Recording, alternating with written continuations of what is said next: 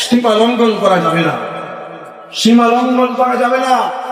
কিভাবে করব, কিভাবে চলবো, কিভাবে বলবো, দুনিয়ার হায়াত কিভাবে অতিক্রম করব, প্রত্যেকটা সেক্টরে আল্লাহ একটা সীমানা বেঁধে দিয়েছে। ইমানদার বেঈমান যেভাবে করে তুমি তো সেভাবে করতে পারো না, বেঈমান যেভাবে চলে তুমি তো সেভাবে চলতে পারো না। তোমার দিলে আছে ঈমান, তোমার মুখে আছে কালেমা, তোমার চলাফেরা, তোমার উঠা বসা, তোমার কথাবার্তা যদি বেঈমানের মতোই হয়, তাহলে বেঈমান আর তোমার মাঝে কি পার্থক্য? সীমা লঙ্ঘন করা যাবে না।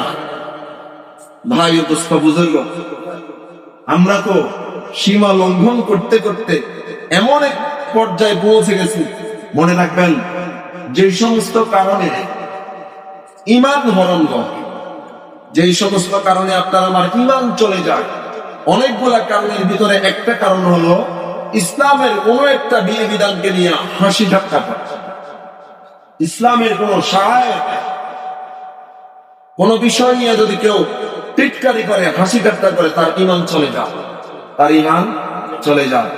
মুসলমানের সন্তান বিজাতিদের প্রতি প্রেম, বিজাতিদের প্রতি ভালোবাসা, বেঈমানদের প্রতি মহব্বত এত বেশি, এত বেশি যে মুসলমানের সন্তান বলে মেসি এসছে মুসা হইয়া।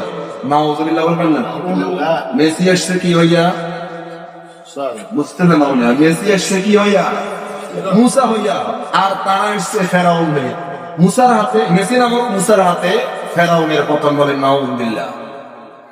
চিন্তা করছেন কি পরিমাণ মূর্খ, কি পরিমাণ আহমক এই ধরনের কথাবার্তা মুসলমানের সন্তানের মুখ দিয়ে বাইর হয়। ভাই বুঝতে, এই জন্য সব ক্ষেত্রে কথার মধ্যে যেমন সীমা লঙ্ঘন করা যাবে না, কাজের মধ্যেও সীমা লঙ্ঘন করা যাবে না। চলতে গিয়া, বলতে গিয়া, করতে গিয়া, করাইতে গিয়া, জীবনের প্রত্যেকটা সেক্টরে যদি সীমা লঙ্ঘন করা হয়, তাহলে সীমা লঙ্ঘনের পরিণাম কখনো ভালো হয় না। সীমা লঙ্ঘনের পরিণাম কি ভালো হয়? ভালো হয়।